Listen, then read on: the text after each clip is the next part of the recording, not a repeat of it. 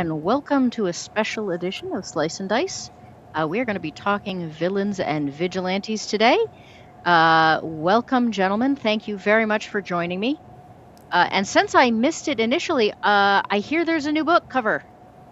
Show us the new book cover. Oh, yes. Let me show you. This is the most recent edition of Villains and Vigilantes. Let me just get this into frame here. 3.0, as it says in the corner. Yeah, it's Muddy Protectors, Villains and Vigilantes 3 from Monkey House Games. It's Um, named for our original player group, the Protectors. yeah, Nice. Predates the publication even of first edition V&V. yeah. Really? Well, that's Yeah, well, cool. of course we were play testing it before it ever came out. Yeah, but I mean, Yeah, there's so the many people original out there that are superhero so team. jealous of the idea of anyone having a group that lasts longer than 3 months. No, we're not still playing them. How long I did know, that? Yeah, but but What did that but I campaign last? Like 7 years or something? It did last a good long time. yeah, it lasted well past this when the second edition came out, and I think we Ah, were so so this 79 to is 82. 79, yeah, I'm sure Well, it that's only lasted. that's only It four lasted. years. I was going to say, I'm sure it lasted to like about 80, and What intermittently about the with different comic? The players. comic was 87. Was Yeah, your campaign yeah. still going? I don't No, I know would because say by I'm the then. one that moved away. So Yeah, I would say it lasted till about roughly 84. So yeah, oh, that's a good chunk that's of five change. years. Yeah. Of course, I Well, mean we're Jack and I are both still playing in the same universe well, in yes. the games we run, so those characters are still around, and I have Gauntlet show up as an NPC periodically, It would yeah. I think it set would my be a little players strange straight. I think it would be a little strange if you weren't playing in the same universe. Yeah, All right, so we might I find it hard to believe, but we might have people in the chat that don't know who you are. So, gentlemen, you want to do Ah, okay. introductions and tell everybody why you're here? Jack, you go first. You're alphabetically before me. Ah, okay. Well, my name is Jack Herman. Along with Jeff D. Here we are the co-authors and of Villains and Vigilantes, one of the first superhero role-playing games. It originally came out in '79 from Fantasy Games Unlimited. There was a second edition that was 80, 82, 83. You 82 was said before revised. 82. No, okay, 82. yeah, that's right. And then The comic was 84. 2007. Yeah. Sorry. Well, the comic book was 87. Was that it? Yeah, you're right. Yep. We did a four-issue miniseries, a comic book from Eclipse Comics back in 1997. We came out with our third edition that was 2017 from Monkey House Games, and that's currently the edition we've got out right now. Um, Jeff, of course, is well. He'll tell you about himself. I've been involved in writing in the comic book industry. We both worked in the computer game industry, and well, that's who I am. I'll pass it over to you, Jeff. Thank you, Jack. Yeah, so all that V&V stuff, and also I've worked a bit in comics, but I'm not really fast enough as an artist to survive that way. So I'm an illustrator these days. Do a lot of freelance work for a number of different companies. You'll find my stuff on a lot of OSR style D&D things. And also, we worked with Jack in the computer games industry. We worked on the Ultima games from Origin Systems, and oh gosh, what else? I've published a number of other RPGs, but that's a topic for another. Probably my previous visit. Didn't we talk about all my other things Uh, last time? we did some. The I think caveman it was game. a less fine-tuned conversation at Yeah, that particular show. So, yeah. yeah, we were talking about art when you popped in backstage. So, the important question is, do you draw goats? I can draw goats. All right, I want to say a quick hello to the chat. Ladata is here first as always. Welcome. Mr. Hunter, who I believe is a big D&D fan. APGM Adventures, the best superhero role-playing game, often imitated, never beaten. Oh, that's awfully kind. Also Thank you, says Rob. my game would not exist without V&V. Oh, interesting. Savage Brewski, which I believe is a rough version of Hello with a Mouthful of Marbles. Welcome to the show. Good to see you in the chat. And we have a couple of lurkers. Hey there, Savage. So, Hello, lurkers. yes, always say hello to the lurkers. Yep.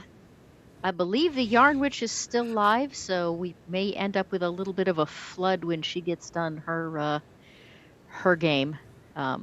Show is in sometime between 2 and 3, depending on how often she's dying. So I want to ask about your editions counting. I mean, it's not like, D&D is already noted for, there was D&D and then AD&D and then AD&D 2.5 or second edition. It totally depends on how you count it. And man, I had a hard time finding cover visuals for you guys because it's first edition, revised edition. Yeah, D&D is just exactly as complicated because there were originally those digest-sized books in a little box. Oh yeah, not disagree. And then there were That's how I started. the red and blue basic D&D books, and then there's the rules compendium, and then there's advanced, and then there's all the different editions of advanced. So what we got is Villains and Vigilantes originally came out in 1979, and then we did a revised Villains and Vigilantes, which was the good one for a long time, in '82. And we had to talk the publisher into letting us do that because original V&V was selling pretty well, but it was not great. And then many years passed, and we had many things that we thought we could do to improve it. So now third edition. OGGM says, third edition, aka Mighty Protectors. Yes. Yeah. There's a story behind that, but I mean that's what we're here for, is stories. okay. So and I noticed there was a card game too. There was a lot. Yeah, we didn't do the card game. It was licensed by a third party, so that's not really us.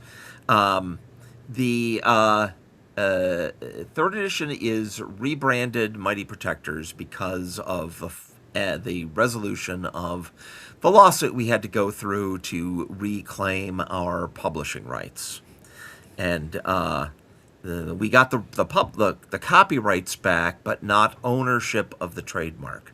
We have the use of the trademark, but we can't sub-license it. So we could not go to a miniatures company and say, make Villains and Vigilantes miniatures, please. So we had to rebrand, and we decided to reach back in time and came up with Mighty Protectors, again, as a nod to our original group.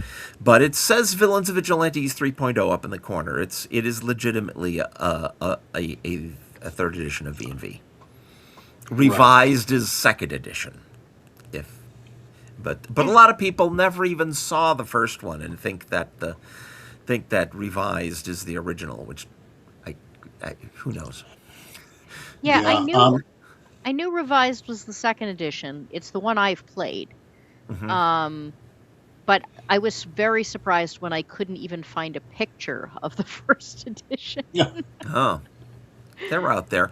If you look at Jack, would you hold up the cover of Mighty Protectors again, particularly the bottom half of it?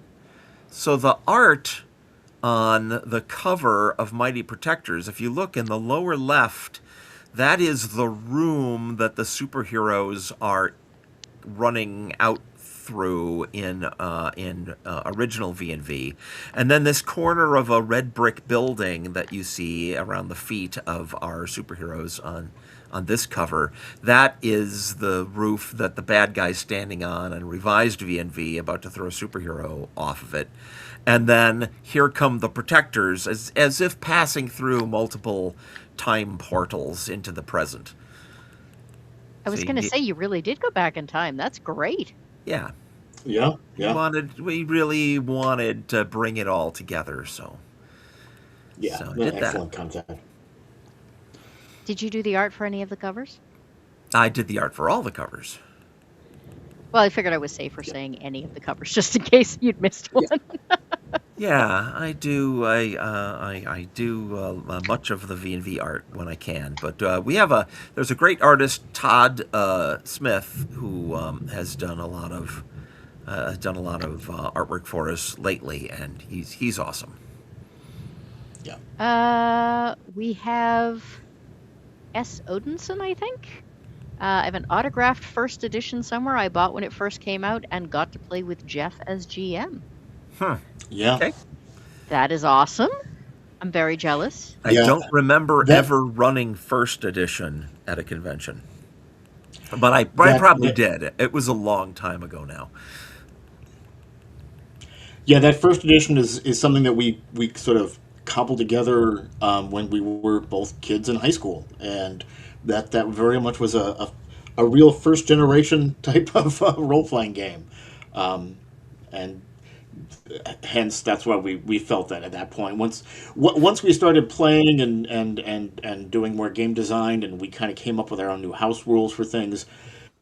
The revised edition was really inevitable. So yeah, but you're right. Yeah, the first edition was selling well enough that we had to talk our publisher into it at that time a little bit. So they were nervous about rocking the boat, were they? yeah, what happened was originally we had a couple of adventures that had come out for that were designed to kind of be both for. Were they designed to be both for the original and the Willingham's two adventures? I think for definitely Death Duel, but I don't know about Dr. Apocalypse now. I'm not sure, but we had adventures in the pipe, and that was one of the complications. Is what do we do about these? And we came up with the idea of dual statting them for both editions, and as we did. With third edition, a lot of the stuff that we came out with also has stats for revised in it.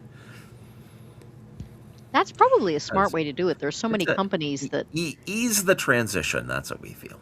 Yeah, there's so many companies that nothing wants to be backwards compatible, and then you have some people who buy the new stuff and some people who don't, and especially I live in a very rural area. It's very hard to get people together. Anyway, and if people are playing 3 different editions of something, it gets even harder.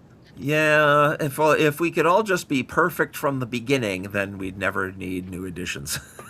at least we have tried not to come out with, and I think we succeeded in not coming out with new editions just because we felt like it, right, or just because we wanted to sell more books. It's always been driven by a legitimate desire to improve the game.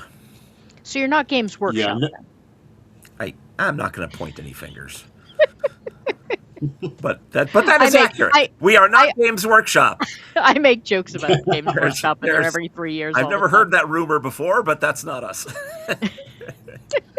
Yeah, you're not going to mistake first edition for revised or 3.0. They're very the core essence of what that game is, I think, is carried through, but they're very different. 3.0 compared to first edition you're going to notice a change or two. Yeah. Odinson said I bought his first edition there, but yes, you were running unpublished second edition when Gen Con was still in Lake Geneva. Yeah, that makes sense. Wow, yeah. And welcome to Davyverse, who is popping in. Davy, is Yarnwitch about done her stream? I expected you to pop over when she was about done her stream. So, hello. So there is a debate depending on which history you look at online. Were you the first superhero game ever, or the second, or as Wikipedia would say, the first complete, The, which I you found want to interesting. take this, Jack, or should I? Well, originally, when Jeff and I wanted to get this game published, we went to Gen Con, which was the mecca of role playing games, and still is to a great extent. But we went and we had our little superhero role playing game, and we thought that we would be the first out in print. And we came and we saw there was another game out there called Superhero. Was it 2044? Yeah. Was that the name? Yeah. Okay, so we're about we're only about 18 years away from 2044 now, but and that was a game where this was it was it was that first generation of role playing games where to a lot of people role playing games were like miniatures combat with some stuff where people talk to each other, or the form was very new. And the superhero role playing game is kind of complicated because anything you can envision in fantasy or science fiction or guys on a street, punching each other or shooting at each other with guns or something, you have to kind of account for all of it. Superhero 2044 was a much more simplistic kind of game, and as I recall, it was a game where it was a science fiction future where people kind of just wore superhero costumes as some kind of weird cultural thing about their world or something. And it wasn't a really fully fleshed out kind of system. So we had, say what you will about our system. It was a playable superhero role playing system. Mhm. And so, yeah, there are people that point to us as the first complete or the first playable game or whatever, but we weren't exactly the first. They got there a little bit ahead of us. Yeah, I had heard first complete, and I was a little confused about that. I was like, well, if it's not complete, like, Yeah. how is it not a game? Yeah. Yeah. I mean, we don't want to beat up at I, anybody else's games. No. And, It's just there were it's an oh no, interesting historical bit. everybody that wants to put out a new TTRPG has got there's a lot on their plate, and you do your best, and yeah. and more power to them. So technically, they were the first.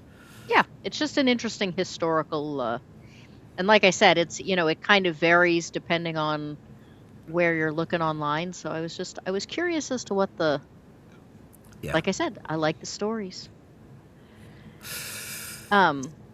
And you released the first one in '79. Mm-hmm. Any cool plans for the 29 anniversary? I was thinking we Um, might have to do Villains and Vigilantes 2044 in 19 years. Jack, what do you think? yeah, That yeah. would explode people's brains. No, we won't do that. That's a joke. I don't know. I'd see that sounds like doing it just because it's an excuse to sell more books. If we have enough new material or improved material that we think we can't hold on to any longer, then we will do a new edition. And if that coincides, then great.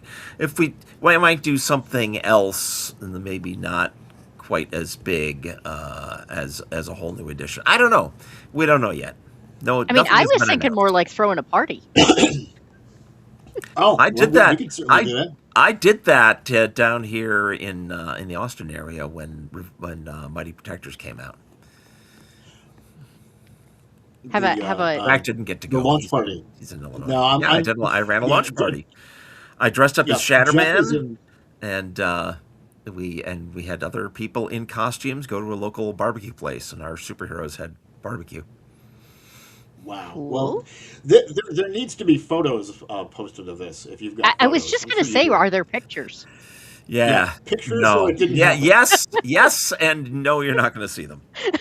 We're not. Okay. All right. What But happens in Austin stays in Austin. they're.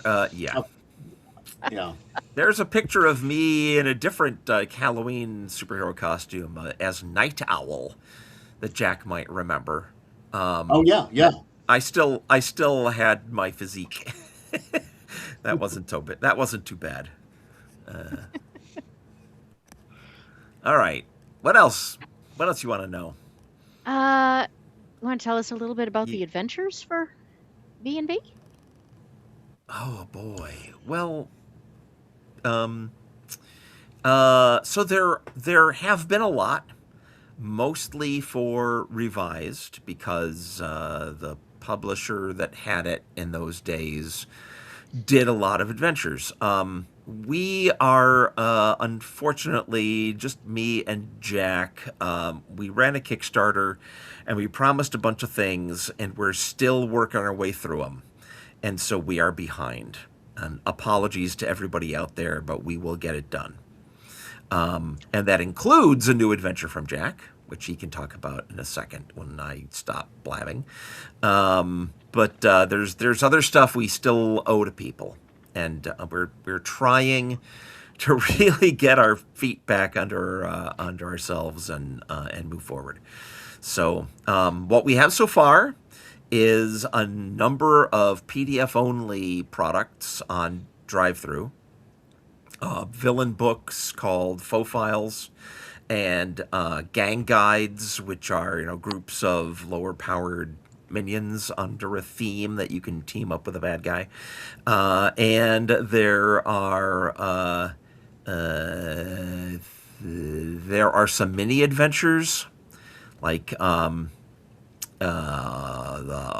oil baron one, and so a bunch of PDF stuff you can download, and then there is one print adventure for third edition, which is and this is where my old brain kicks in and I forget. It is Market Forces, which is a cool adventure in its own right, but also has a bunch of modern day weapons and vehicles statted up for third edition. So highly recommended. Jack, you want to talk about your upcoming adventure? Yeah, it's something I'm playtesting right now. We're running a campaign for it. The working title of it is Situation Room, and it's going to be it's really designed to be an introductory adventure for starting a new campaign. The protectors, the characters you see on the cover of the third edition, take part in it. I don't want to give away too much of it because I want there are some surprises for the players in it. But yeah, we're not only playtesting it right now. I'm going to be taking little segments of it to a few game conventions coming up in my local area, and I'll be doing some more playtesting. And the hope is to get that out. Well, it will be coming out sometime in 2027. Sweet. And this is one of the things that was for the Kickstarter that you're talking about? Yes, Yeah, yes. that's a Kickstarter thing. But besides adventures, what we still owe people are some source books. We've already got War Heroes, which is the World War II source book for third edition. Hmm.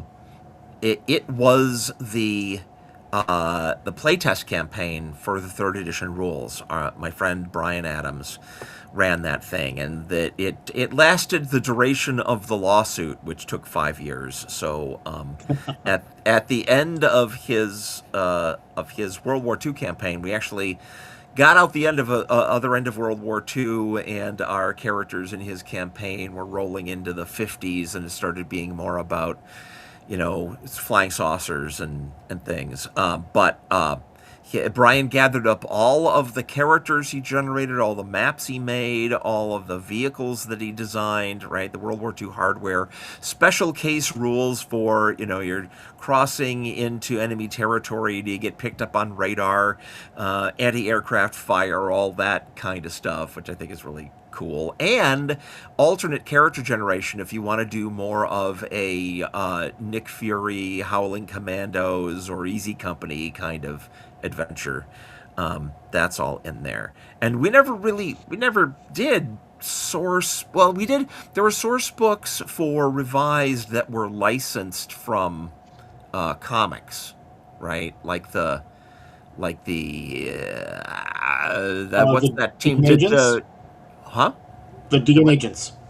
The DN agents. DN agents. That's what I was trying to remember. Yep. But Yeah. these are source books set in our own setting, which is another thing that's new about the third edition. When V&V came out back in those days, Dungeons and Dragons was a set of rules. You were meant as a GM to come up with your own setting and your own adventures and everything. It was a toolkit for GMs to build their own games with, and that's how we thought of Villains and Vigilantes. I mean, we've given you character construction rules for superheroes and villains. You can make as many as you want. It's set in modern day times, so you're set for like maps of the world and stuff. So we always thought that of Villains and Vigilantes as a generic system for superheroes. But then we needed to put pictures in it, and we needed to give examples of things like, organizations. So, Jack wrote up Intercrime and Chess as examples of organizations from our campaign world. And what we found over the years is people would just latch on to that and fold it into their own setting that they were developing. And then they would look at my pictures and go, who's that guy on page 17? And sometimes I knew, but sometimes I had made it up on the spot, and he wasn't anybody. So with third edition, we've gotten serious about the Mighty Protectors multiverse. It's a thing. There's a whole section that talks about the different superhero teams and their membership and government organizations and secret societies and alien forces and all that stuff is in there. And all of the illustrations, starting with third edition, have a caption that tells you who it is you're looking at. So that. And so War Heroes, of course, is part of the Mighty Protectors multiverse. Jack's adventure obviously takes place there.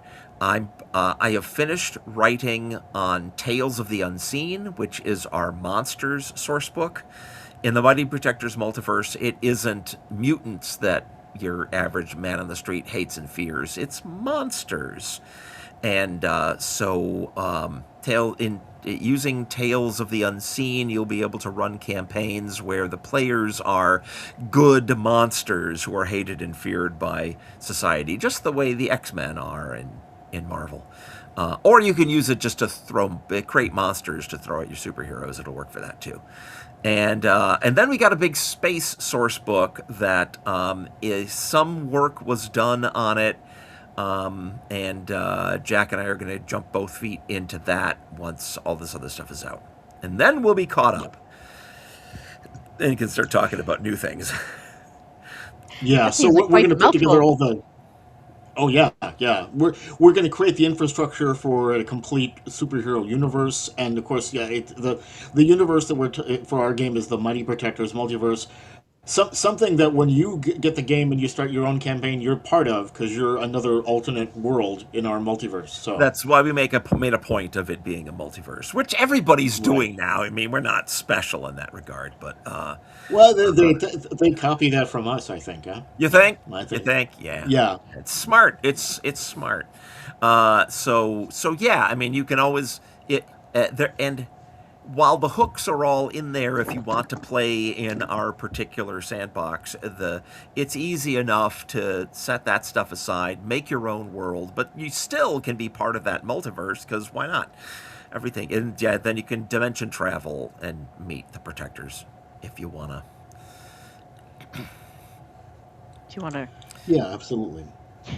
Does somebody? I'm trying to imagine if somebody brought the character from theirs into like your convention game or something, and then it would be like real multiverse travel. Oh, yeah.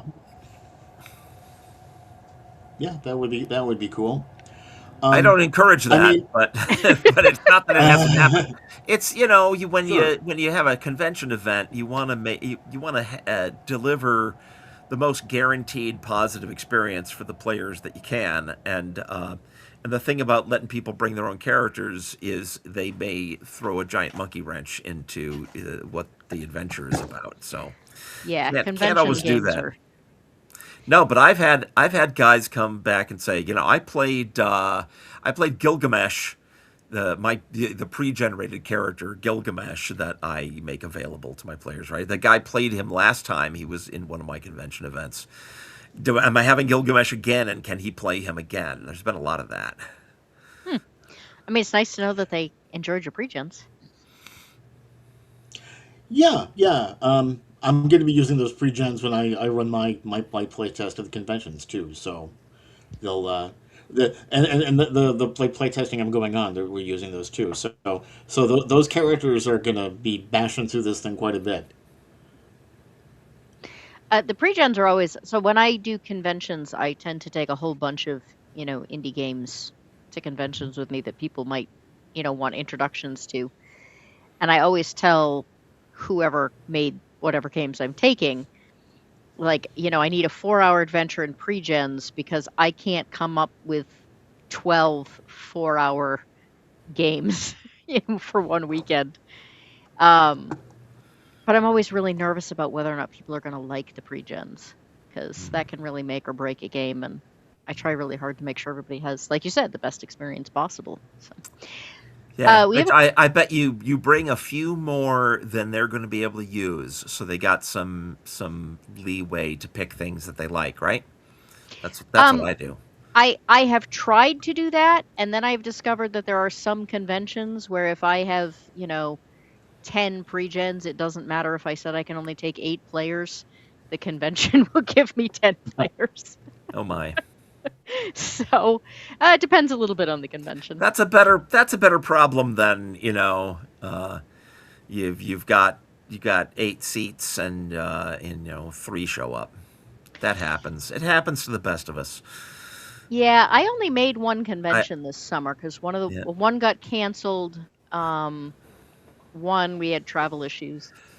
And I was very pleased because it had been a very small, kind of disorganized convention in the past, and then they moved locations. And with the exception of Sunday morning, all of my tables were either full or only one short of full. And it was very pleasant. I have an easier time running with like 2 players too many than running for 2 players, period. Mm-hmm. I can adapt to a little extra, but not having people to bounce off of is kind of not something I'm great at. Yeah. We have some questions in the chat for you guys. Mm-hmm. Legata says, when most people think about superheroes or supervillains, it's either DC or Marvel. How easy is it to create similar characters in your system? Have you had to worry about their own role-playing systems? I assume they're talking like champions and... Well, I mean, yeah, you can kind of kit bash together versions of DC, Marvel, or other comic characters using our system if you want to. Superman is the When hard we one. Almost no games can yeah, handle Superman. but Yeah. I was going to say when we first started doing this, this is how long ago we were playing role playing games. There used to be a game called Empire of the Petal Throne, and Jeff was we were using that basic system to kind of cobble together a version of a Spider-Man and the Human Torch, because we had an argument of who would beat who if they fought each other, and so that was really the first time we'd ever done that. We did a bit of superhero role playing with just a fight between those two kit bashed characters back when we were just a couple of high school kids. Jack is more of a DC guy, and I am more of a Marvel guy. This has been true since the early days, and so we've brought kind of some of each of those sensibilities to our game. So apart from you gotta know that comic books were not written with gaming in mind. So it's a gaming version of old timey comic books, at least. You do your best trying to let people put themselves into a world that is like that, and then have their investigations and fights and interactions and things. But it's not like, for example, you rarely see characters miss in the comics unless there's some dramatic reason for it. Yeah. Well, when we set out to do Villains and Vigilantes, it was like, well, sometimes people are gonna miss because some characters, their whole thing is they're so dodgy you have to miss them sometimes, and other characters are so slow and clumsy that it's easy to hit them, but like they're really heavily armored. So all those possibilities have to be in there, and it can't. If you're doing a simulationist type traditional role playing game like we were, you have to have all those possibilities in there, and hitting and missing comes down to your abilities versus theirs and a roll of the dice, right? So this is to address the question of can you build characters from the comics? Well, yeah, you can build versions of characters from the comics, and then they're going to play like they are in a simulation rather than like they are on the pages of a comic book, right? Yeah, what do you do I when was somebody in, wants to be Superman? Well, when in the olden days, in like Revised, we say, well, roll your dice and see what you get. And in Mighty Protectors, we say, well, we're playing a standard power level character, so you've got 150 points. Spend them as best you can to build some low powered version of Superman, is what we say. So the original if you're Superman talking about before he Golden was Age, indestructible. yep, exactly. Golden Age Superman is very doable in our system.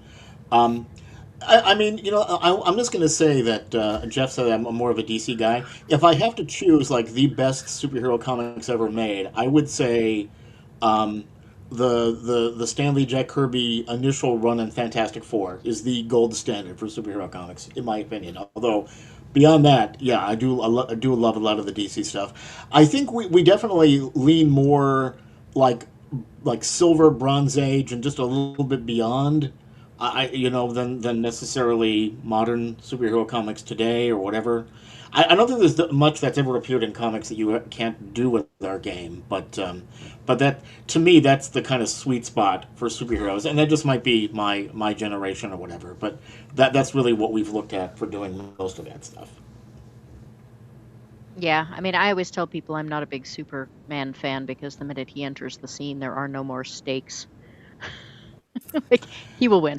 It depends. Skillful writers can do different things. I mean, one of the things that's interesting about Superman is because, the idea of him being the toughest guy and knocking out the. I mean, if all your story is about is socking the bad guy in the jaw and knocking him out, yeah, then you're probably there. But it just. I mean, to me, one of my favorite Superman moments was like in the movie itself isn't great, but Superman Returns when there's the shuttle attached to the plane and things go horribly wrong. So he's got to save this plane full of people that's plummeting at high speed, and just basically you're Superman. You could do pretty much anything you could imagine. Now figure out how to do that without hurting anybody. Is like or and saving the day. That's always when you put Superman in challenging situations like that. I think that's kind of the best of it. Anyone can just come along with a character that's even stronger, and they punch each other until like Doomsday, one of them dies or whatever. But I think there's a lot to that character. But a lot of those things are more storytelling things rather than specifically a role playing kind of situation. In role playing, it's fun when you've got a group of characters and they might be doing different things, but they're all at least kind of on that same level. Yeah, the current iteration of Superman, I find Clark Kent far more fascinating. Because the current iteration of Superman can do anything. Legatus also said, do organizations like Chaos, Smirch, Spectre, Dr. Evil help you inspire, create such in your games? Oh, I think we owe a lot to supervillains and their mad organizations. In real life, not so much. I'm not a big fan of that in real life. But as far as fictional devices and for a universe, yeah, for they add quite a bit. But we've got our own organizations that, yeah, I mean, the ours are not like, Jack. You should talk about this more than me because these are your Oh, things. But like, Intercrime isn't Spectre, but that doesn't mean that the idea of like, where we sit around and figure out how to be evil in a massively organized international way, right? That's a thing, and we have that, but it's our own version of it. yeah. There's a section of the Mighty Protectors rulebook that basically introduces a lot of concepts from our universe that you can add to your campaign, and the more adventures and things we eventually get out here, it's gonna flesh all that out a lot more. So I always thought that the villains were really the most important part of most, well, any story, but yeah, especially when it comes to superheroes. oh yeah, yeah. I think any character that would you would classify as a hero is really kind of defined by how interesting or how tough a villain, how challenging a villain they go up against. So I think that's why I have a hard time getting into kind of mainstream comics. I think Marvel has better heroes, but I think DC has better villains in general. Not yeah, not I mean, yeah, not specifics, but more interesting yeah, anyway. yeah. Again, it comes down to the writers and artists. I mean, there's a lot that you can do with just about any of them when you've got some talent behind them. So, Yep. um, Eraserhead says, "Are you worried the whole multiverse thing is overplayed at this point?" well, we don't really do a lot of stories or adventures that really kind of use that multiverse as like a hinge for what happens. The cool thing about the cool thing about a multiverse is that if you like two characters and you want to set up a way that they meet, well, there's some kind of multiversal portal that brings them together, and there they are. So if you want to have, Popeye team up with the Punisher, well, there you go. You put them together, or what have you. Yeah, So it's a plot device, really. we mentioned the Mighty Protectors multiverse is our setting, but we latched onto that not because our goal was to make a game that's all about bopping around multiverses, but rather, Yeah. we're going to give you a setting, and we don't want to get in your way if you want to build your own setting, but we also want to give you our material, and we want you to be able to play with it even if you're not playing in our setting. So a multiverse is an easy answer to do both. Um, Yeah. there are just a few things. Like, one of our faux files is about a character of mine called, oh gosh, now I can't remember the name of my character. I'll just do it without the name. There's a guy that's a villain that comes from a world where chess, our government equivalent of Shield organization, has gone bad and been taken over by forces that decided that there shouldn't be superheroes, and so they try to undermine superheroes every time and turn the public against them and so on. And they have an agent that they send through the multiverse to the main dimension where superheroes are still a thing and chess is still good guys, and then he tries to turn chess against the superheroes.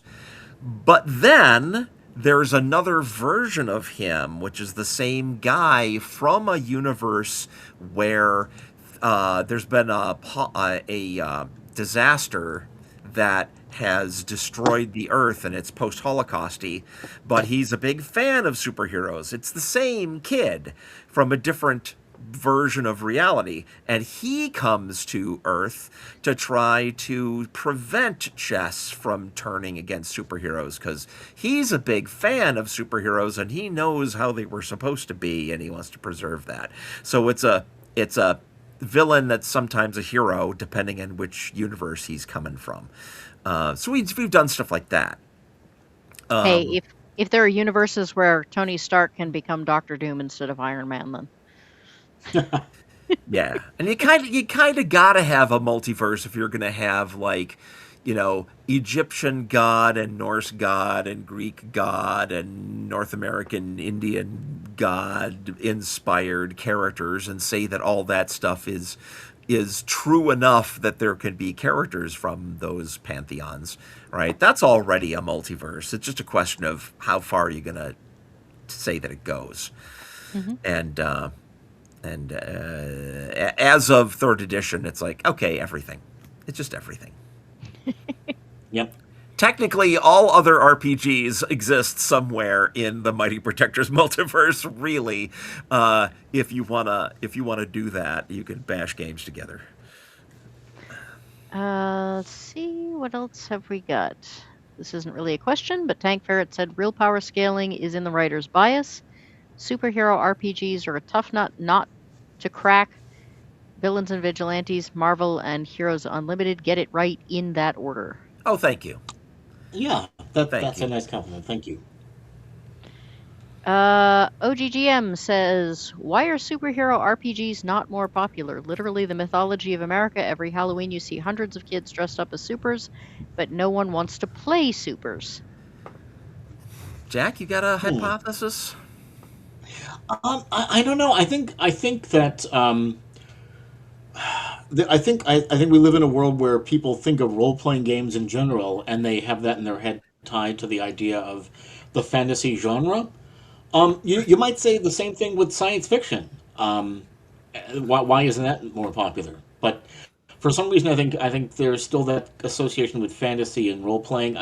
I'm not sure if it's as much or more as it used to be, but one of the things that's cool is that just about any genre you could think of, if you kind of hunt for it, there's a role playing game out there for it. So it doesn't necessarily have to be that way. But I can't answer the question why it's not more popular. I It's I have a I I have have a a really cynical Go ahead. hypothesis. okay.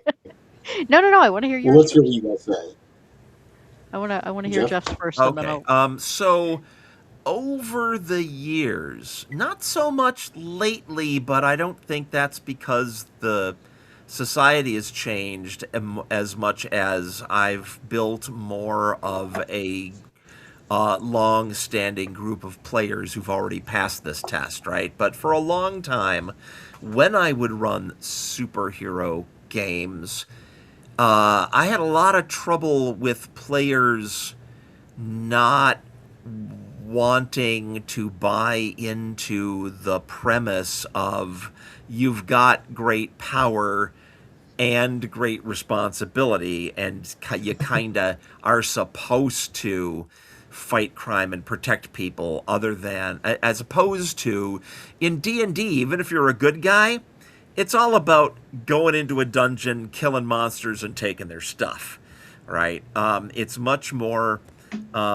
It's much more me centered, and not this highfalutin kind of responsibility to humanity because you're powerful thing. I think for some people that's hard to buy into,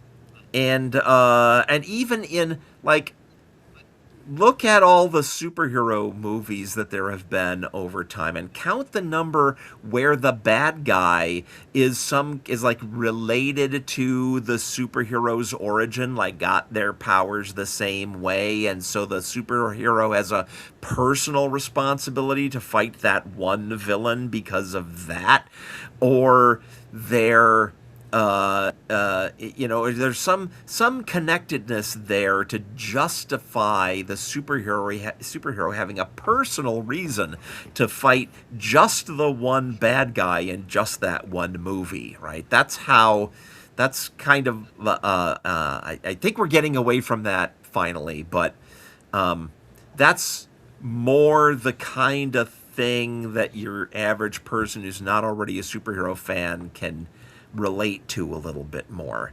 And superhero RPGs can't be that. I mean, it can't be every new villain is a new guy that you have some personal reason you got to beat him up. Yeah, I know. So I think it's that, and I'll add one other thing, which is like in it's a little easier to talk about some kinds of genres. Like D&D, you got fighters, magic users, clerics, a handful of standard character classes, and you're one of those. In a superhero game, you can have any weird combination of powers that you get, and then you justify that by giving yourself a name that makes it make sense, or you've got an origin story that makes those abilities make sense together, right? And so it takes more mental flexibility and more creativity, I think, to be willing to jump into that bottomless pit of possibilities as opposed to picking from a menu. I could be this kind of guy or that kind of guy or this other kind of guy. There.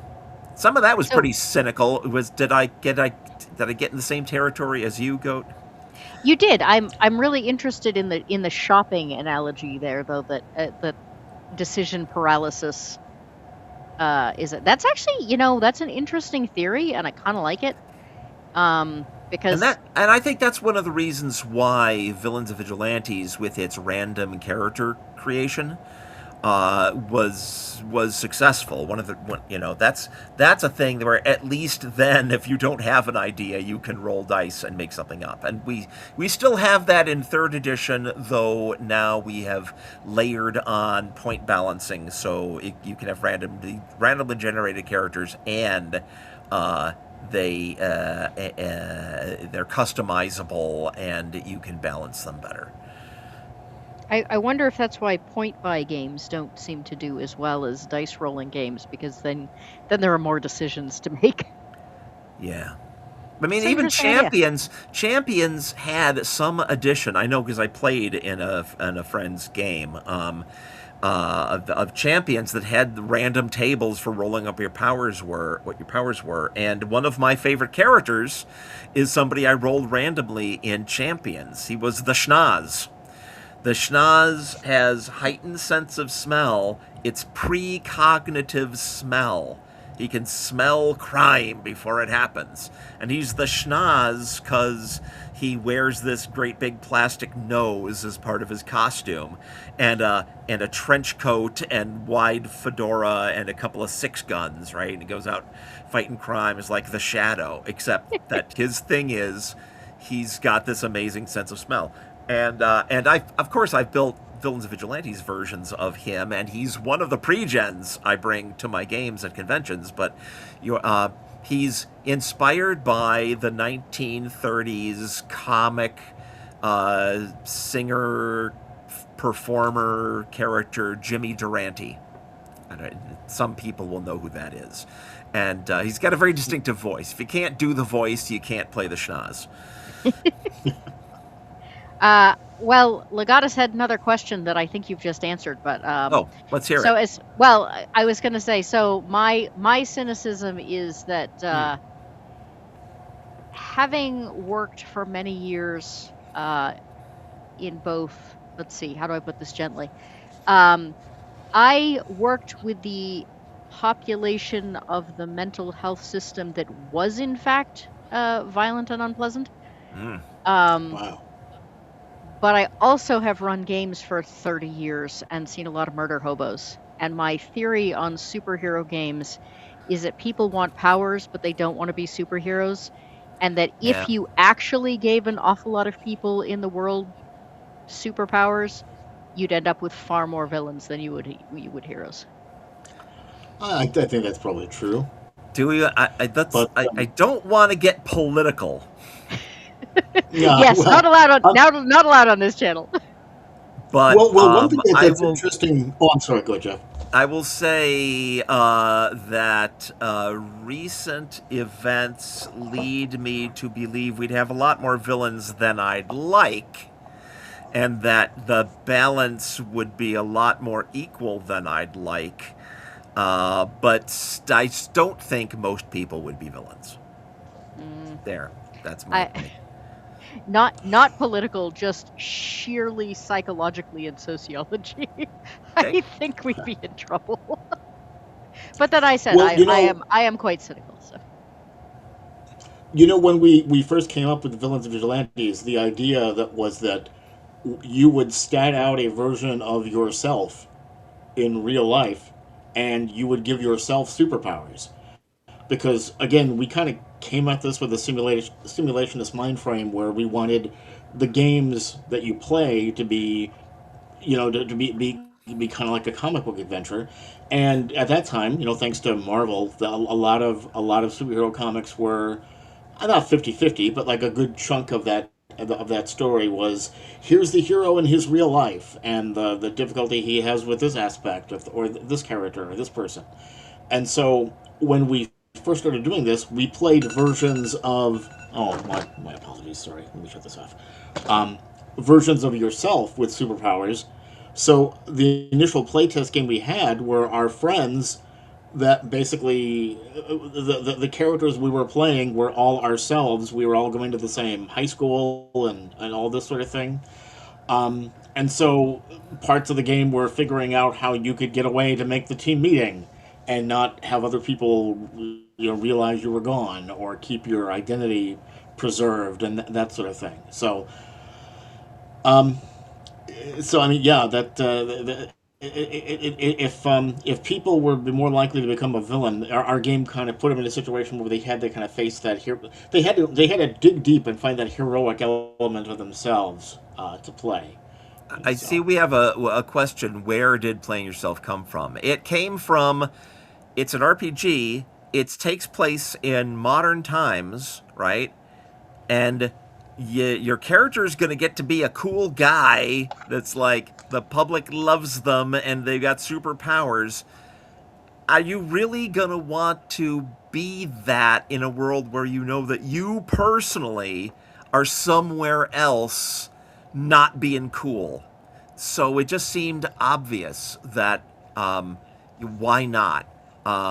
And the only real pushback we ever got was like, "Yeah, one of my players is in a wheelchair." Well, I mean that's not our fault, and obviously, if you think that would be terrible to make them to stick them with their real life concerns, the game master can adjust for that, right? I mean that wasn't the point. Um, yeah, but I want to push back just a little bit on your cynicism, Goat. It's just a question of power level, right? In a superhero game, the power level is high because a lot of people have weird powers. But in real life, the power level is low because nobody's got superpowers. And while a lot of people are not nice, they're as powerful as anybody else. And if they wanted to be not nice, want to act out on being not nice, they could now already. And it's worse than I'd like, but I don't think most people are being bad. So that's why I think you up the power level, the balance the moral balance would stay the same, and most people wouldn't be bad. I don't think most people would be bad. I think most people would be apathetic, Oh, but there would be that's certainly true. but there would be there's a reason that Batman has a whole bunch of supervillains and Spider-Man has a whole bunch of there's a reason there's like Yeah. 5 or 6 supervillains for every superhero. Well, more than yeah, that, but probably. that Yeah. here's my cynical response. That's called marketing, right? Because the book title is Spider-Man. Spider-Man True. always has to be there, but he can't be fighting the same guy forever. So he needs a rogues gallery. Every superhero has a rogues gallery. That is that is just the I think that in any superhero world there's a vast number of other superheroes that just don't have comics. That's an Yeah, interesting and I'll idea. say this: a lot of super villains, and this is particularly a Marvel thing, which they kind of got this from pro wrestling. The idea that they do that heel to face turn, right, where a villain gets to be popular enough. Eventually, a lot of times they make that switch and they do become a hero eventually. I mean, at one point, like more than half the Avengers were like ex villains, like the Black Widow and Hawkeye and the Scarlet Witch and Quicksilver and all these characters all started as kind of like Brotherhood of Evil Mutants and all other various groups, and little by little they kind of turn around. So I think there's that part of it to be less cynical about, that there are a lot of people that might kind of flirt with doing the bad thing and then take to the good thing. Well, that's One of the I'm sorry, I, good. I I was going to say is I think part of the issue is that comic books tend to be too polarizing. I mean, one of the reasons I like DC villains is because you get like Doctor Doom, who is a villain through most of it, but in his own mind is really just thinking more long term than the superheroes are, and in the long term, he's the good guy as far as he's concerned, and he does do good guy things. So I sort of like the idea that yeah, you've got some of them that are bad guys just for the sake of being bad guys, but some of them are bad guys either because it's convenient, Yeah. and they'll hit a certain point and then they're like, ooh, I'm not crossing that line. And then you have some people that are just kind of out to serve themselves, and they also have lines that they're just like, ooh, I'm not, I'm not crossing that. We've Uh, got in third edition V and V, we have got motivations, which you can roll randomly or pick off a list for. If you're a good guy, how come you choose to use the powers you've got, to do good things, mhm. to protect society and help people? Or if you're a bad guy, what is your motivation for the bad things you do? And it includes like being a dupe. You could actually be not bad, but have been tricked into or enticed into doing something bad, and that's a very salvageable character. Or you could be just in it for survival, maybe like bad. It's pretty easy to turn a vampire into a good guy because they got a disease effectively where they have to attack people in order to get what they need to survive, and humanity hates and fears them. So they don't think they can get it.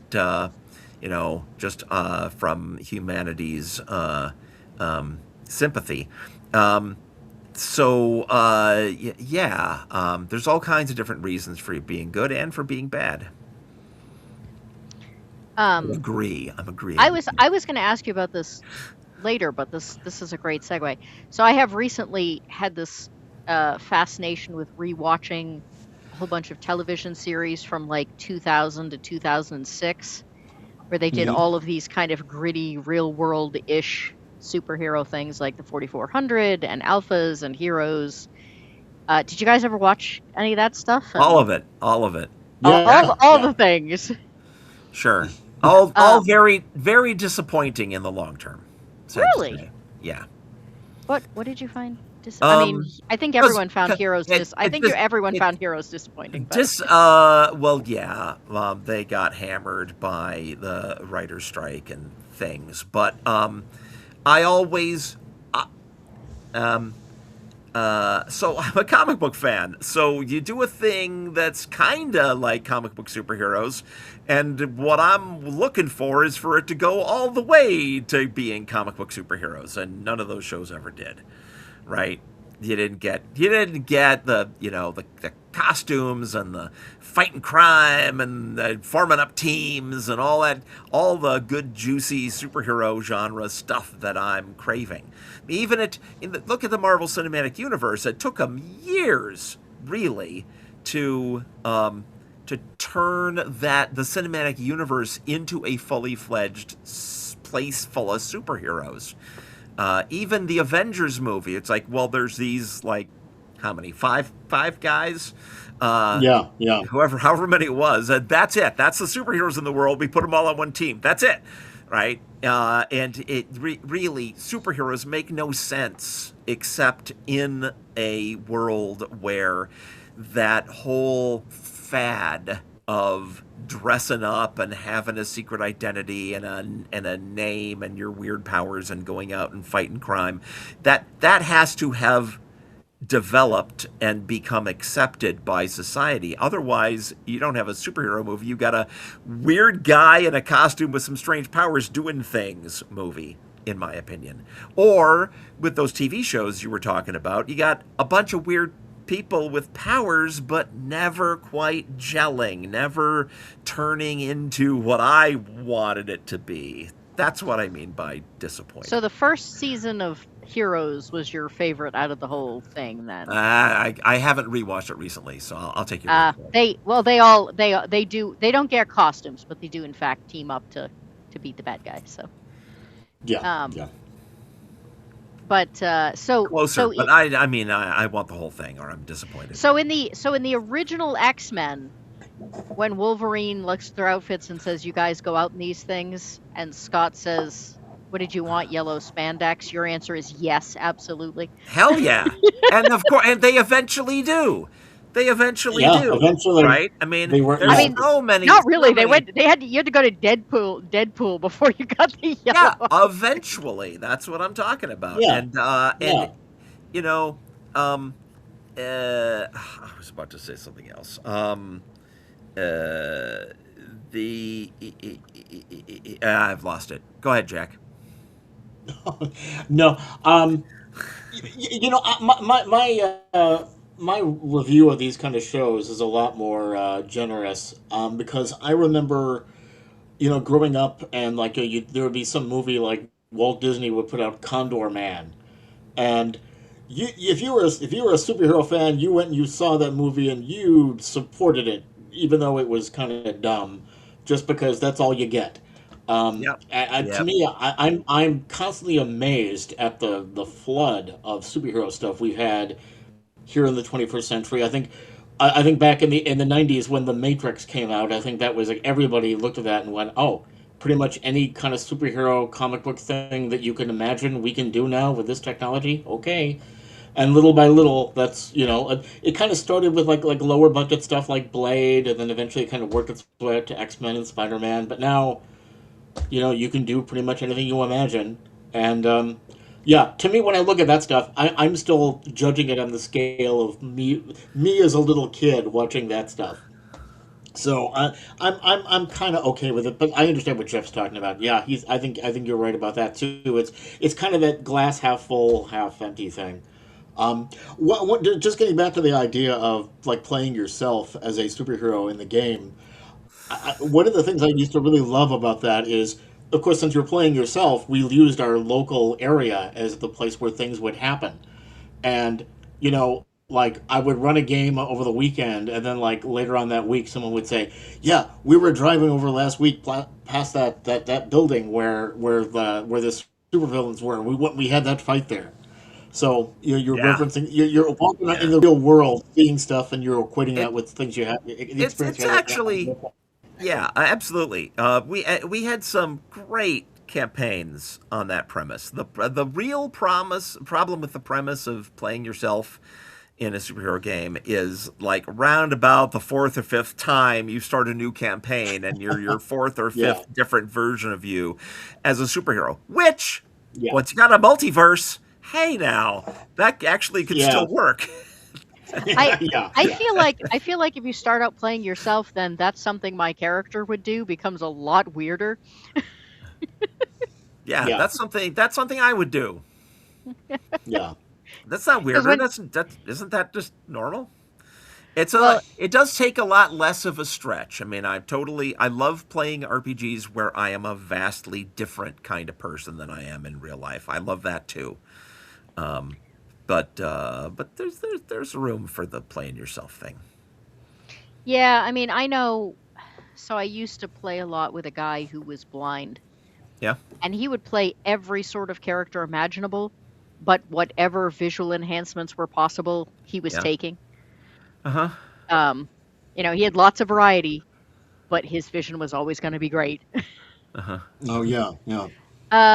Tank Ferret just became a member. Thank you very much. I really appreciate the support. Apparently was supposed to have gone back to work about a half an hour ago. So um, would love to talk about making a cyberpunk future noir book using the V&V system. Would love to discuss licensing someday. Do you guys ever do kind of a futuristic game when you're running? I don't think we've. I don't think I've ever had. We've had stuff going on in outer space, but we haven't done like a future thing. At least I haven't. I know Um, the first X Files was like, in the near future. this is Yeah. the stuff like this has become a lot more possible since third edition, where you can construct any kind of ability you want. On our website, monkeyhousegames.com, there is a tab for I forget what the tab is called, but it's not. There's not that many. You can poke around I, with I think it's called licensing. licensing, which Yeah. talks about the what kind of deals we're willing to consider on the third party uses of our stuff.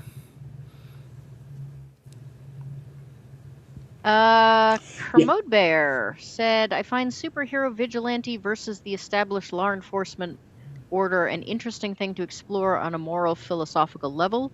At which point do we give up on society and look to let me find the end of the sentence, individual to just do something? Ah, This is for those of us that love Watchmen, I guess, Yeah. and The Punisher. Well, well, And our game is really meant to be a simulation of like superhero comics from like the silver bronze age and a little bit beyond. So that's not something that gets explored so much in that little corner of the genre. But if you want to run a campaign like that sounds like that would be pretty interesting. There's a lot you you could got a do. villain in Most Wanted with darkness powers and a gliding cape or something, and Ebony Angel. Wasn't Yeah. she? Didn't she run afoul of some crooked cops? It's in there. We touched on those kinds of themes. I played Yeah. in a whole campaign. Oh, jeez, it's going to be impossible to talk about this without. Okay, I just won't provide enough context for it to become political. But an alternate future I appreciate campaign that. where things went a certain way, and the only way people were gonna get any fairness and justice is if individuals stepped up to make that happen themselves. But that was actually not. That wasn't actually a full superheroes universe. That was a real life superheroes universe. So that was like Kick Uh, Ass, right? It was a Kick Ass kind of yeah. setting, Yeah. and the law enforcement was bad and evil, and except for there were a few good ones, just like traditionally. We could argue about how it really is, but traditionally they're mostly good with a few bad ones. And so I played the Golden Guru, who was he was a guy that did like inspirational talks, and his gimmick was you should take on a name and a costume not to hide who you are but to show people who you truly are. And he was like a martial artist, and the government came for his money, and he wound up just him and his driver tooling around in a limousine fighting crime, fighting fighting crime because the cops wouldn't. But that's not the traditional superhero way of things. The traditional superhero way of things is, well, it's not that you're against the traditional law enforcement per se. It's that traditional law enforcement is not prepared to handle the kind of superpowered threats that exist. And so that is what society needs superheroes for, is to deal with stuff like that. And then an organization like Chess, or what do we call it, the guys that give out Vigil. the Vigil, yeah, the guys that give out the superhero licenses. They're not so much the guys that are gonna take on those threats themselves because they still don't have the powers necessary. They're the guys that provide the liaison between superheroes and the rest of society. And so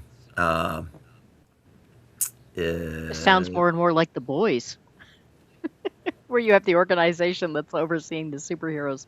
I mean, superheroes are kind well, of. and if that organization is corrupt, like it is in that parallel dimension that one villain comes from, then that's bad. If the organization is not corrupt, then it's not so bad. But I mean, most superheroes are kind of vigilantes just by their nature, right? I mean, Right. even if they're like Batman works with the police, or at least with Gordon, Right. but It's that's that he's that still a seems to be vigilante. that seems to be the sweet spot. I think that's where we've landed with Villains and Vigilantes is that and like I mentioned, superhero licenses. The superhero licenses in the standard Villains and Vigilantes world are completely non-invasive. It's a voluntary thing. If you want to help the traditional law enforcement, you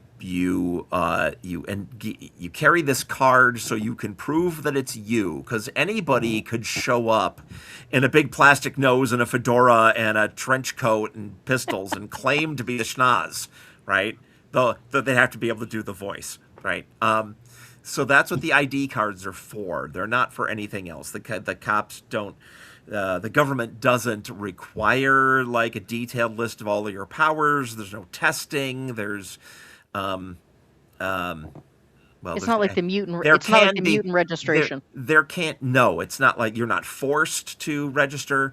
And I shouldn't say there's no testing. There's multiple paths to earning your superhero license, and one of them is, study and take the courses.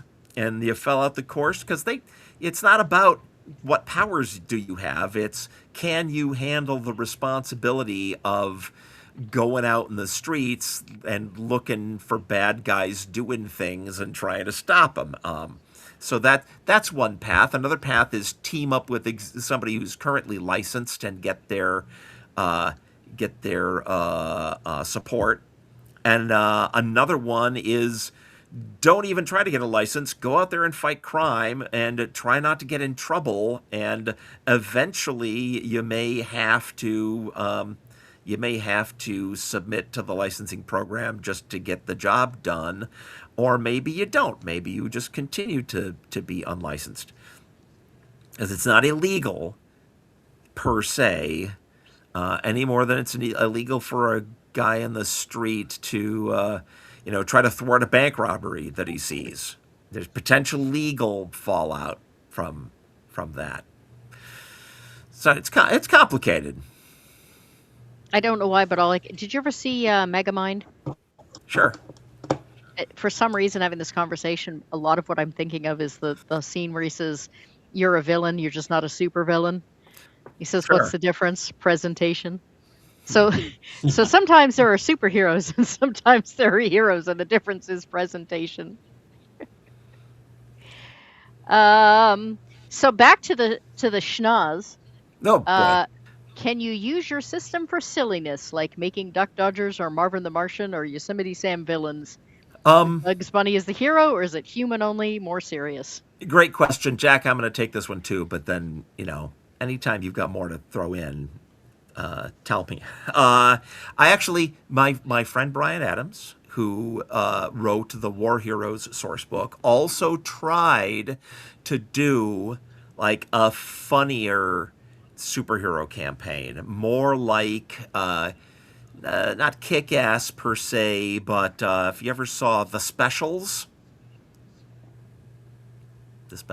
you should look it up. I haven't seen that. I was thinking just because he mentioned the cartoons, but it's a very early James Gunn movie that's kind of a Yeah. comedy. He wrote it but didn't direct it, although he also acts in it.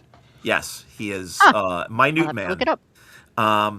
So he tried to run a campaign like that, and the problem is, and this might not be true of all players, but for me personally, I want to win, and a lot of silliness comes from failure, and so my funny character was Perfecto, the world's smartest Spaniard, and he was a fencer, and he had like a special fencing foil. His father had died in a tragic fencing accident, and he was sort of a gadgeteer, so he built a special retractable fencing foil that was supposed to like avoid accidents during fencing matches. But the funny thing was that it had an activation check. You had to like undo the. It's like a bottle of pills where you've got to open it just right so that kids can't get at it. So it had a protective thing on his foil, and a lot of times, several rounds of combat would go by before he could deploy his weapon. And funny, yeah, but I wanted to actually win. So I think there are better games for silliness than a simulationist game where it's all about making things happen the way they should rather than necessarily a funny way. Jack, any Yeah, additional comments? the problem with being funny in a tabletop role playing game is that so much of comedy is timing, and if you look at like a tabletop game session is usually about 3 4 hours, but most of your best comedy movies are like about 90 minutes, sometimes just a little under. So it's kind of hard to keep the humor going for, just sitting down that long, and it's also hard to kind of portray humor through the avatar of your character on the table. It's Yeah. I guess more like if like if you were doing it with, I don't know, instead of using miniatures, if you could use hand puppets or something, that might be helpful. But but I sorry, go on. no, that's pretty much all I got. As a GM, I love to put in comical bad guys and comical heroes, right? Like in a recent campaign, there was another superhero in town, the Twizzler. And the Twizzler was like Spider-Man, but he fired like Twizzlers from his wrist devices and would swing through the air on Twizzlers. But unlike Spider-Man's webs, the Twizzlers were not very strong, so he would wrap villains up in them and they would break free and stuff. So he was hilarious. And I also like playing comical but effective characters in the War Heroes World War II campaign that became that source book. I played Dynamo, and Dynamo was like a dumb gadgeteer, effective, but he didn't understand a lot of things. I would just role play him as being kind of not on the ball.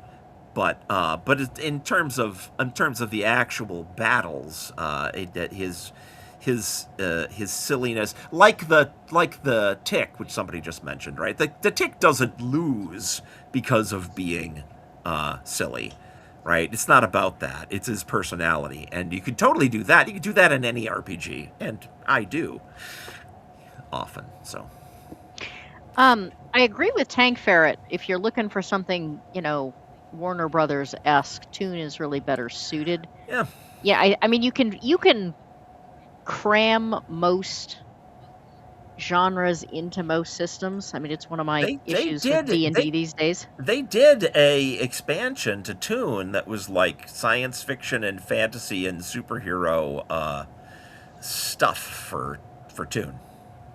Well, what I was going to ask is, how about Dick Tracy? Because you have very kind of comedic Sure. villains there that, are basically named after their appearance, but at the same time, it is not, I mean, it's not Bugs Bunny. Do you think You that could would... definitely do Dick Tracy in our system. The thing about Dick Tracy, though, is that everything is kind of on the human scale. And the only thing that really makes a lot of these characters unique is they've got some kind of weird deformity. Yeah. Um, that's not exactly a thing you would put on your character sheet, or I guess, Not as a but yeah, superhero, you, but again, no. since Mighty Protectors now has a more flexible character creation system, you can run other things than just superheroes. And if you wanted to do Yeah. like weird detectives, weird law enforcement like a Dick Tracy. You can totally do that. Everything you need is Oh there. yeah, you could run a completely non-powered kind of world, and the system works just fine. Yeah. I think I was thinking that, I mean, you get lower end superheroes that have abilities that aren't, I mean, like Hawkeye mainly shoots arrows, and Batman doesn't actually have superpowers. He's just really rich and good with technology, or at least can hire people who are good at technology. Um, so I was thinking, like, if you were doing something a little less, I don't know, Justice League esque and more street level esque, I guess. Yeah, Oh Um, yeah, yeah, you sure. can And downscale. Yeah, which is another thing, again, to harp on my protectors a little bit more. In earlier editions of V&V, where it was just all completely random character creation, we couldn't. What power level you were playing at didn't really mean anything. Your group of characters was going to be whatever they randomly rolled up, and that was inevitably going to mean some players had more powerful characters, and some players had less powerful characters. Now with third edition, where it's balanced better, you can, when you sit down you sit down to start a new campaign, the GM can say, this is gonna be a low powered campaign. It's gonna be more Daredevil and beginning Spider-Man and that kind of thing. uh, or you can say standard power, which is more like traditional V&V, or you can say high powered, and you walk, right out of the gate. You're the beginning Avengers. So there's that flexibility, and that's just in the realm of superheroes. I mean, if you want to do a normals campaign, you can do that too. All the things are there. Just don't give them any powers, and you're not going to have nearly as many points to spend. mhm. But then why play a superhero game? Because superhero role playing game systems are universal game systems. They have to be, because you have to be able to do everything, right? Interesting. You have to be able to handle everything, because the superhero genre encompasses everything: magic, spaceships, other dimensions, wild skills, at anything you can think of. So once you've got that, you can use just the bits of it that fit, and boom, you've got that. That's why Champions has all of its fantasy hero book, and I forget the names of the other ones, but they have all kinds of different ways of using their system for other genres. Tank Ferret said that if he was running a Dick Tracy game, V&V would absolutely be his go-to. Ah, Um, I mean, if nothing else, like, it's a good point. I don't know any other system that would work well for something like that. I do think there occasionally is a tendency. So, like, one of my complaints about 5th edition D&D is that it makes for terrible horror games, and I love horror games. And yet there are still people that will attempt to, fit that square hole, square peg into the round hole kind of thing. yeah. But I do think, as far as the more I think about it, I mean, I don't know. GURPS probably has a supplement that would work for it, because GURPS has they have 5 everything. million Yeah, supplements. But yeah. Yeah. Pardon me, I'm shifting a little. that's fine. I do it all the time. That's just, I stay off camera, so I don't. People don't have to put up with watching me, like, me and my ADHD and inability to sit still.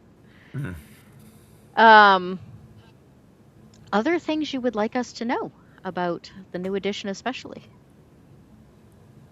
or new Oh adventures coming boy, out, especially. Jack, you want to talk more about Situation Room? Or should we? I've said about as much as I need to say about Tales of the Unseen. I can blab for a while about things I love about the third edition for those people out there that have only played up through revised. I'll do that. I will say that. Well, I was going to say that I know a lot of people are very curious that have seen the third edition are curious about the Protectors as a superhero team, and the one thing it's going to include is the full statted out versions of the entire team, along with more background information on them. In the So, adventure, if yeah. you're yeah, if you're interested in the team, you'll that you'll have that to look forward to. Are you putting Osgood the Newt in? We haven't included him You like on know, the cover or anything. That's Gauntlet's little buddy, Osgood the Newt. The Okay, the I need to hear about this too. The Howard the Duck of the Mighty Protectors multiverse. But so he's uh Oh, the hang on a second. We have a super important question from the bear here. yeah. I've never played V&V, but I'm interested. I'm going to check it out. Where's the best place to buy it? Um, AKA, what puts the most money in your pocket? I we don't care about that. Go to monkeyhousegames.com, and there's a shop. It's not tabs. It's like things to click on down the right side. Click on shop. There's links to our page at drive-through and links to our page at lulu.com. Drive-through sells the PDFs. Lulu sells the physical books. We All get right. money. We get money from it regardless. It's get what you need. We'll be fine. Well, there are companies that take, larger cuts than others. So, We have okay, not. back We to have the not. original topic. We have not raised our prices like ever since any of these things have come out, and we may be forced to at some point. At some point it'll get to where the not on drive-through. I mean, drive-through they just take a percentage. So there's no physical product, and there's no overhead. It's all profit. Just a question of how much. That could probably stay forever. But for physical books, the cost of the printing and the paper is slowly inching up. So we may have to at some point. and that's dictated, I think, more by Lulu than by us as well. Right. Yeah. It's But a question of when yeah, we respond to their prices going up. but the recent increases in the price of Ether making those PDFs more expensive. Exactly. Exactly. But we're going to hold the line on those for right now. Yeah. I was gonna say something about stuff I love about third edition V and V. You're going to talk about Osgood the Newt and then Oh, talk about Osgood. the things you like. Right. So Osgood. Well, there was I don't know. I can't remember where Osgood came from. At some point, I went off to art school, the Joe Kubert School in New Jersey, and I passed through the region of 3 Mile Island, right about within a few years of that event, and came up with the idea. I don't know. I can't. He sprang full blown from my mind. Anyway, so nuclear physicist at 3 Mile Island. In the disaster, he was irradiated. His mind was thrown from his body and went into a newt in the swamps around the power plant, which also got mutated. So now he's about 3 foot tall and has no memory of his former life, but he has human intelligence and can talk and stuff. And he became Gauntlet's little buddy. He was mostly went into being a reporter and carrying a little camera around and like filming superhero exploits and stuff for a while. That's about all I have to say about him. There's a voice too, but I'm not going to do it. I'm not going to do it. So I'm just curious, Jack, if he's going to appear. I think I sent you a character sheet from that game that Um, Brian Adams ran, which was an alternate reality Gauntlet and Osgood. well, I'll tell you, we did have him show up a little bit during our playtest situation because the team members tried to get a hold of the Protectors, and he was the guy that was kind of manning the phone at the headquarters. So He maybe I need to was. put him in. He was. Yeah, yeah, You yeah. didn't do the voice, He so I didn't realize. Yeah. Well, no, that's who that was. Yeah. I Yeah. So we talked to Osgood. maybe I didn't somebody even did. realize. Okay. All right. Yeah. All right. So anyway, things I love about third edition V and V. The main difference between Mighty Protectors and revised V and V is we have added in a point balancing system, but this has done several really good things for the game. One, you never used to be able to play Batman with unless you rolled up a character who had nothing for powers and then played him till he was 20th level. Now, because there's point balancing, character advancement is by earning more of those points you are constructed from, and not by just buying experience levels. Experience levels still exist, but they are now a power like anything else. So now you can build a guy who, at the start of their career, has a lot of experience and like combat bonuses across the board and skill bonuses across the board, but less in the way of actual powers. That's a Batman. Likewise, the difference between the Incredible Hulk in Hulk number 1 and the Incredible Hulk in Hulk number 350, I don't know, whatever they're up to now, is not that Hulk issue 350 is so much more experienced in a D&D kind of sense, right? He's just mightier. So the fact that you now advance by getting more of the construction points means you can advance your character however you want. You can make your blasts more powerful, you can up your attributes, you can buy experience levels if that's what you want. They are a good buy for those points.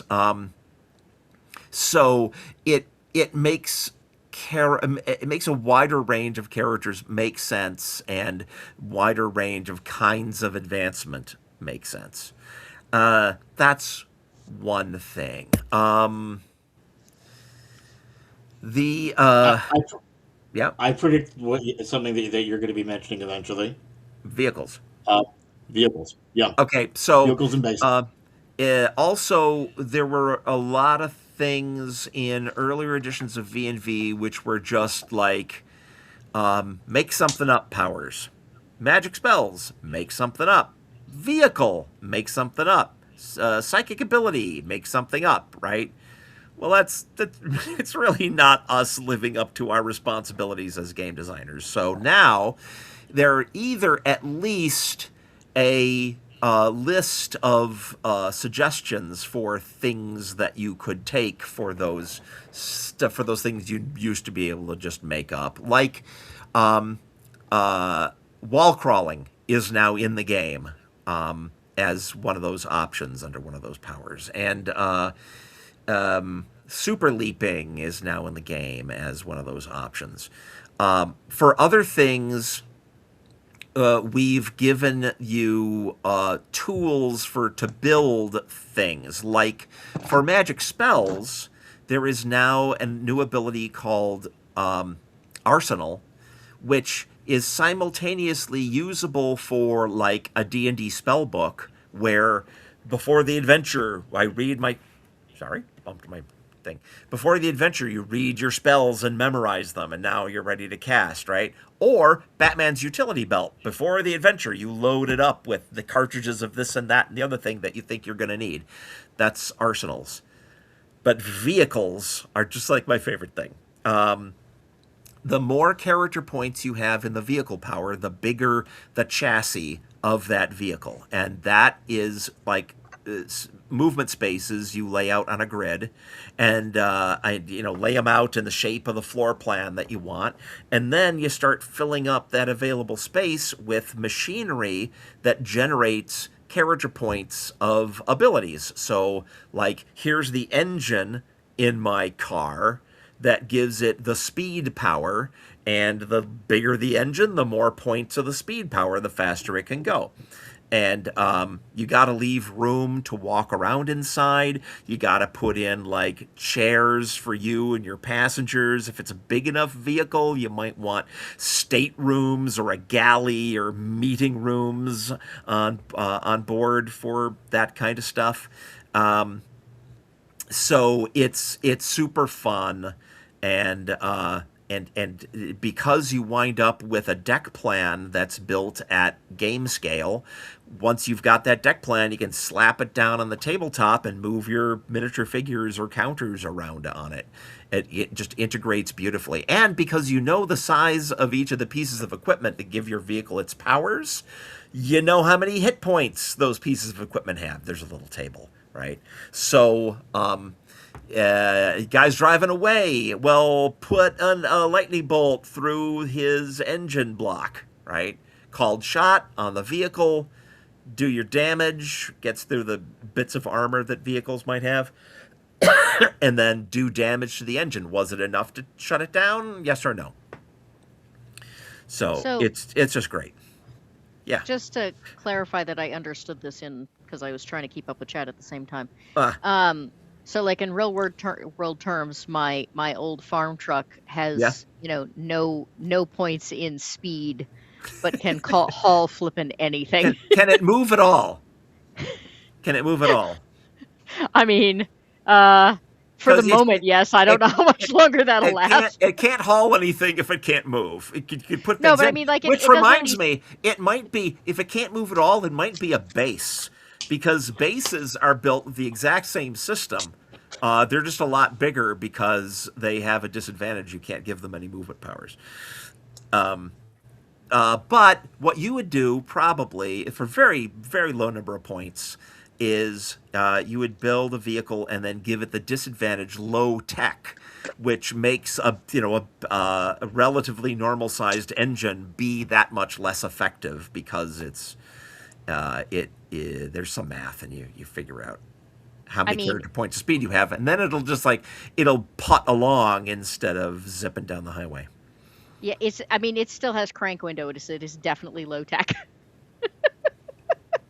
Stuff like that, we don't make you worry about the ashtrays and the window openers and stuff. You could just say that it's free. Right? No. But if I had points in in like hauling capability. Yeah, so that would be your engine, which would give you the speed power, or sometimes you build that as its tires and the engine, or however you want to split up the necessary bits of machinery, and then you dedicate some space to cargo, and it's got a cargo space. Oh, it's got lots of that too. There you go. Probably just okay. I was trying to figure out 2 seats, a driver and a passenger. Probably. Actually, it is one of the very few Nissans of this model ever made that had an extended cab and an 8-foot bed. It's a very long vehicle, okay. And it not only can haul like many things with the towing bit. We could totally stat this up, no question. But the fun thing, like some people out there may have played games like Traveler, that has vehicle construction. And it's hard because poor Traveler is stuck living in a universe where you kind of have to have vaguely plausible physics, because it's science fiction, not fantasy. Superhero games live in the land of Jack Kirby, so you can do whatever weird things you want. You can make realistic-ish vehicles, but that's a choice. If you want to make weird things, you can do that too. Right. I was just trying to figure out if there was a difference between things like hauling capacity and the speed as far as the stats went, or if they were just... the system they're both just engine. Big engines means move faster, though you can throw on the low tech modifier, which will make everything in the vehicle, less effective across the board, including your engine. Got it. That covers your earlier radio and everything. You're not going to have halogen headlights or any of that cool advanced stuff. Look, if I was going to be a supervillain, the only thing I would do would be go around and break everybody's halogen headlights, because they're terrible. So Fair enough. That would be my some action as a supervillain. You got to have a motivation, and that's yours. They're terrible. I hate them, especially in the rain.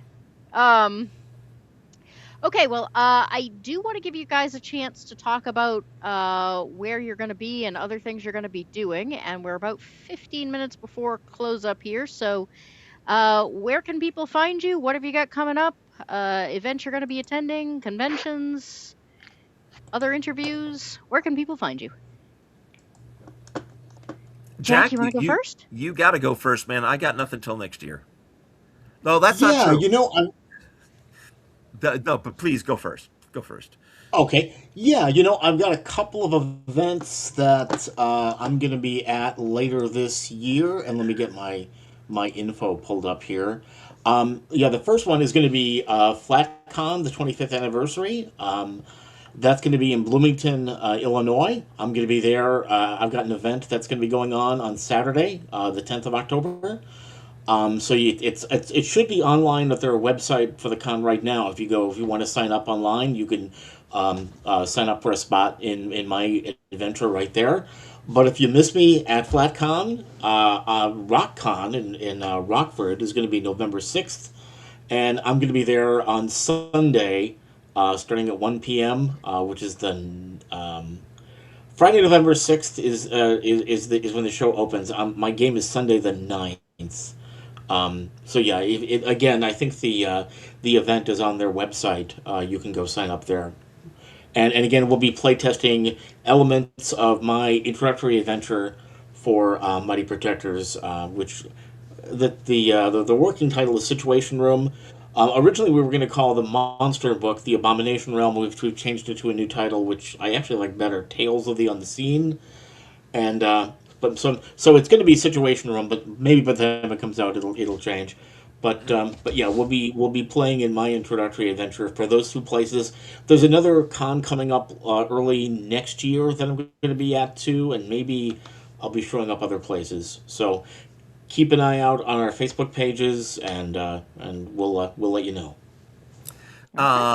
There is one little tiny thing coming up in the fall. I don't even have a date for it, but unless you live like in the Austin area, it doesn't matter. It's a one-day event at the Pflugerville Public Library that I go to because I can literally walk to it. And I've been going there for a few years having a table and selling games. All of my other events, convention events, are done for the year. The things I go to regularly. That's North Texas RPG Con and Page, Philadelphia Area Gaming Expo in Philadelphia. North Texas RPG Con is Dallas Fort Worth. Nothing else comes to mind. Encourage people to follow our pages on Facebook if you do the Facebook. We have Monkey House Games page, Villains and Vigilantes page, and a Mighty Protectors page. What is it? Is our V&V page called Official V&V? Because there's a fan group, Villains and Vigilantes, that we don't run. Let But me I wonder if let me all I these wonder if I'm in the right one then. all these things are web pages on Facebook that you can follow. So Jack's there is checking. a yeah. Villains and Vigilantes private group, and then there's Villains and Vigilantes forum. It's not Yeah, Villains ours is Forum. our group is just called Villains Vigilantes, Okay. and it's got the Black and white icon. yeah. Yeah, it's got like an icon that's the page from the original rule book with the protectors taking on death. So Anyway, so uh, there's that. the our web pages, we are posting announcements for when as things develop, as we have announcements, all that stuff is there. Okay, I will make sure I'm actually in the right groups because I don't think I was. So, Okay. um, and then we just figure out how to coax you a little bit further north next summer. Where to? PortCon. It's the only convention I managed to make this year, and so far I actually was going to try and pick your brain after Is this was this done. this is Take it. this is where? It's in southern Maine. Southern Maine. Yeah, Neat. they have moved locations now, so they can finally break the 4,000. They had to cut things off at 4,000 people the Uh-huh. last several years because the place wasn't big enough, and they've now moved places. So We'll get the convention organizers to bring us out. We'll go. Yeah, yeah. I'm coaxing them. It's been a fan con for years more Uh-huh. than a gaming con, just because there wasn't any space for the games. But this last year they opened it up to something like 60 games, and like I said, pretty much everything was full the entire weekend. So Oh, definitely people awesome. who want to play. Yeah. Cypher wants to know what's mortality rating on V&V. Almost zero. It's comic books. Uh, so in Dungeons and Dragons, hit points are a kind of nebulous thing that may or may not indicate physical injury. It's more like, just a timer on how much damage you have to be in the vicinity of in order to be struck down. In Villains and Vigilantes, we have a thing called hit points and then a thing called power. And it's like taking all the parts of D&D hit points that are physical injury, that's hits, and everything else is power. You use power to make some of your superpowers go. You use it to push your attacks or your running or whatever your flight acceleration. Anything where stamina could increase the force of your thing you're doing. You can spend power on that, but you also use it to soak damage so it doesn't get to your hit points. But if you take even one hit point of damage in V&V or at Mighty Protectors or revised V&V, honestly can't remember what we did in original. That's physical injury. But you're not dead until when your hit points are gone, you're unconscious. When your power points are gone, you're fatigued, but you're not dead until you're completely out of both. And it's very rare, but it can happen. It's just common enough that once you have defeated a guy, you should really stop blasting him if you don't want to be a murderer. You can't send him to Arkham if you hit him one time too many. Right. If you kill him, they won't learn nothing. That's what Batman movie is that line from, huh? Jim Carrey. I had a flashback moment there for a second.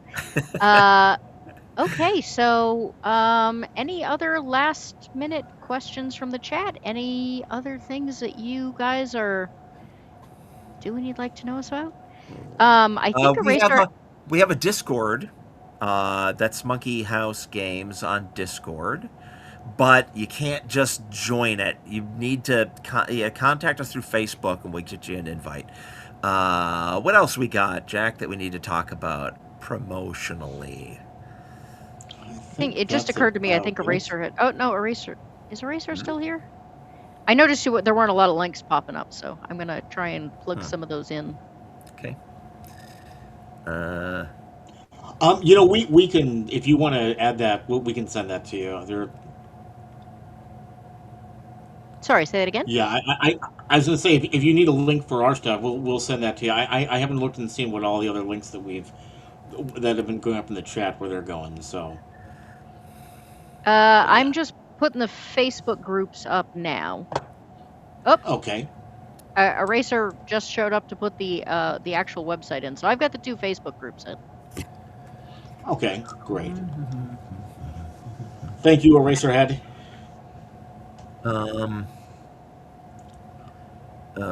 Villains and Vigilantes, our Villains and Vigilantes group, it has the orange and white V&V logo on a pale green background, like you're using in this video. Not the black and white comic book page. That's not us. Oh, that's the fan group. Oh, on. Let me so you are the forum group then? No, there's yet another thing. Hang on. Hang on then. Share. Come on. If I had realized there were Because- quite so many of these, Yeah, I would have. Here we go. Here we go. And where can I put it to make There is a it? private chat. You can stick it in there, and I will throw it up into the. Where do I find the There it is. There, and click, and that. It is official V&V is the hello.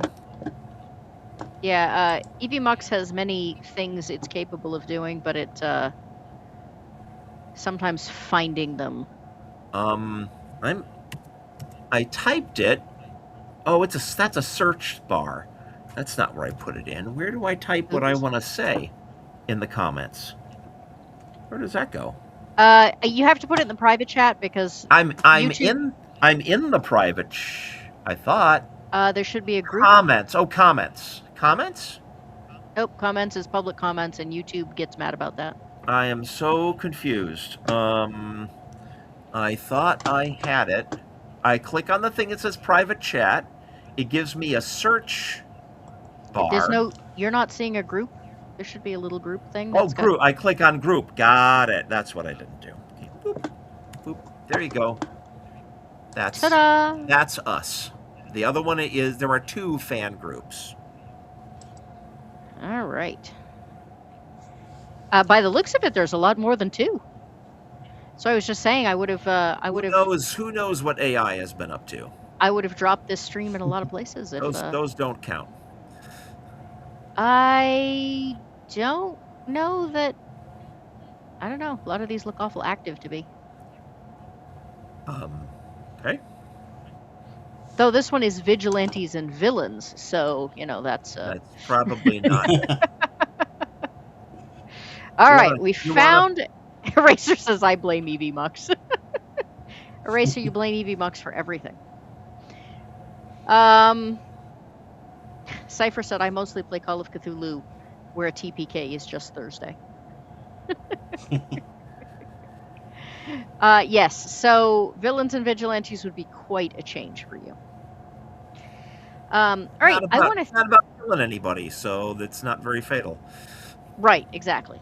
I mean, I do a lot of horror games, but every once in a while, I do like to run, light, fluffy things, where it's literally more like Toon. Like one of my favorites is Invaders, which is just it's not light and fluffy either. I mean, you can no. I'm just saying that slash people pretty damn hard and blow them. No. I was just saying it's kind of there's kind of a gradient in a gradient in role playing between the you can't ever really die versus Call of Cthulhu. Yeah. Thank you very much for coming, gentlemen. If you have a second after the outro, I would love to pick your brain on conventions. If not, I will message you on Facebook. Okay, we'll hang around. Thank you to everyone in the chat and for all of your questions. I appreciate you all, and I hope everyone has a great evening or afternoon, depending on which time zone you're in. And everyone have a great day. Next week, I will be doing... Next week's a big one. As well. I am doing a world building with Mike Neistel, Lord Mateus, and Monty Cook. Cool. So hope to see everybody back next Wednesday regular time, 7 p.m. Eastern. And in the meantime, happy headbutting. Bye, everybody. It's a fucking good. Eclectic Ghosts got videos of indie authors and cinema love. A passion for the weird and the strange. She's snappily dressed and only slightly deranged. Come and meet the eclectic goat, lover of classics and whiskey notes, disciple of horror and the written word. Happy headbutting, come join the herd.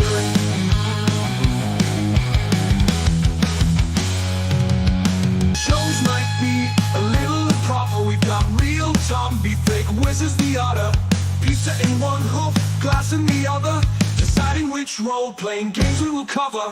Come and meet the eclectic goat, lover of classics and whiskey notes, disciple of horror and the written word. Happy headbutting, come join the herd.